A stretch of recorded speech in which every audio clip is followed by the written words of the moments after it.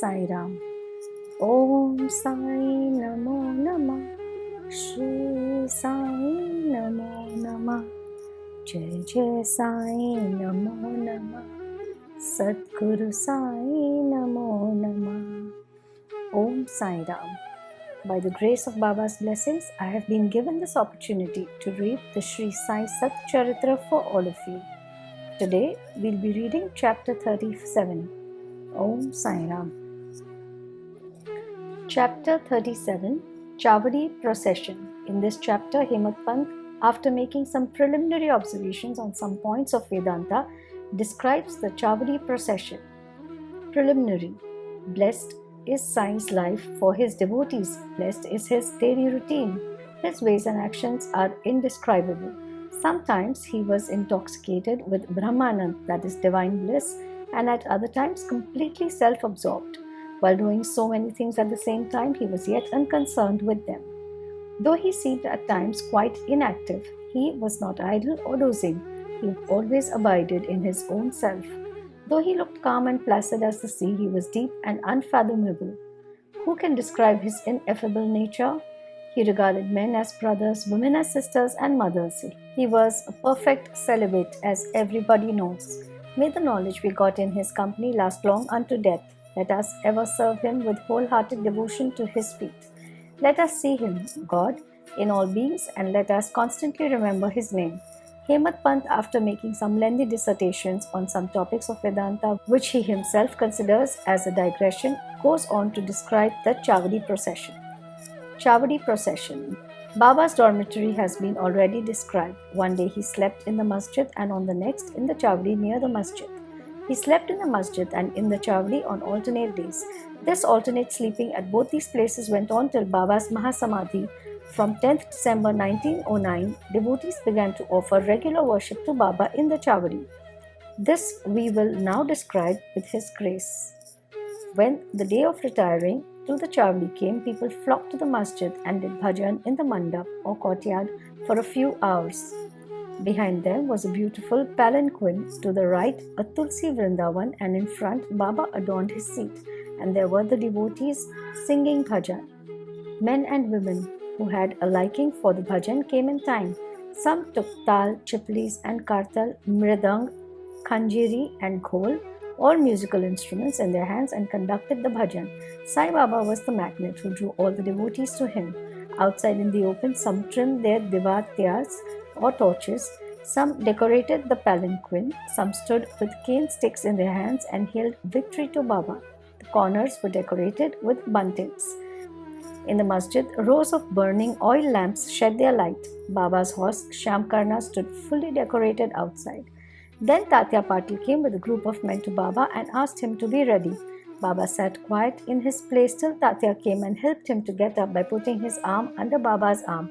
Tatya called Baba by the name of Mama or maternal uncle. Really, their relationship was extremely intimate. Baba wore on his body the usual kafni, took his satka or short stick under his armpit, and after taking his chilim, that is tobacco pipe and tobacco, and placing a cloth over his shoulder, became ready to start. Then Tatya placed a golden embroidered beautiful shela or shawl over his body. After this, Baba himself put a few fuel sticks into the dhuni to keep it alive, and with his right hand extinguished the lamp burning near the dhuni, and then started for the Chavadi. Then all sorts of musical instruments, band and horns, etc. gave out different sounds, and fireworks exhibited various colored views. Men and women singing Baba's name started walking, doing bhajan to the accompaniment of mridang and veena. Some danced with joy and some carried various flags. The bhaldars announced Baba's name when he came on the steps of the masjid. On two sides of Baba stood persons who held chamars and others who fanned Baba. On the way were spread folds of cloth which Baba walked on, being supported by devotees' hands. Tatya Patil held the left hand and Mahalsapati the right, and Babu Sahib Jog held the chhatra or umbrella over his head. In this fashion, Baba marched on to the Chavadi. The fully decorated horse named Shamakarna led the way, and behind him were all the carriers, waiters, musical players, and the crowd of devotees. Hari Nam, that is the name of the Lord, was being chanted to the accompaniment of music, as also the name of sign. In this manner, the procession reached the corner, and everyone who joined this party seemed pleased and delighted. On reaching this corner, Baba stood facing the Chavdi and shone with a peculiar aura.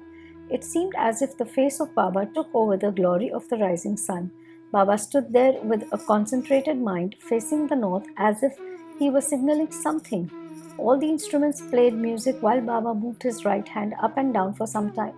Kaka Sahib Dikshit at this time came forward with a silver plate containing flowers besmeared with gulal or red powder and threw them on Baba's body off and on.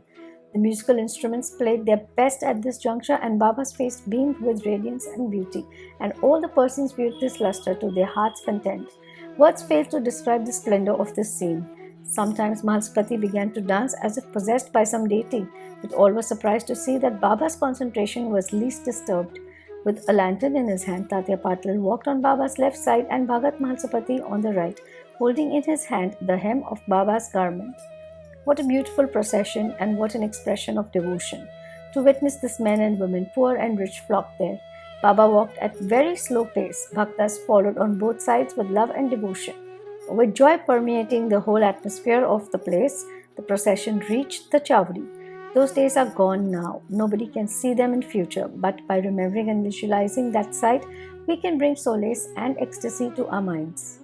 The Chavdi was also fully decorated with a good white ceiling, mirrors, and many sorts of lamps. On reaching there, Tatya went ahead and spread an asan or seat cushion, and placing a bolster, made Baba sit there and made him wear angarakha or a coat.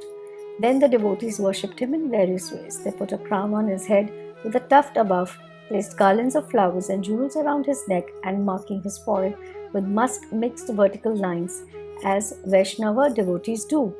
They gazed at him for long to their heart's content.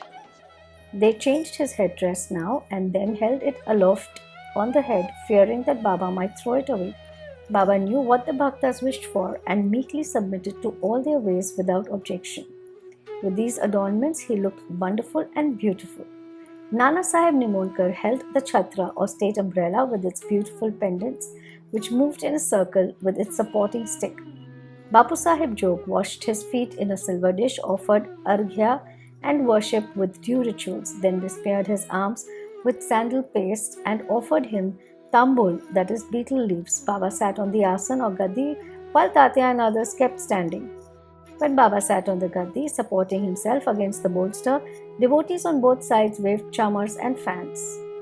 Shama then prepared the chilim and handed it over to Tatya Patil, who drew a flame out of it by inhaling a deep breath through his mouth and then gave it to Baba.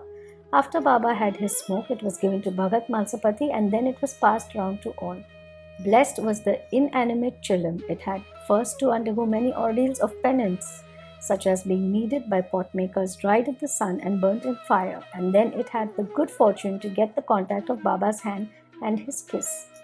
After this function was over, devotees put garlands of flowers around his neck and gave him scent and bunches of flowers.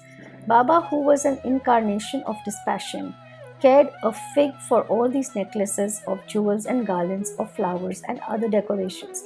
But out of real love to his devotees, he allowed them to have their own way and to please themselves.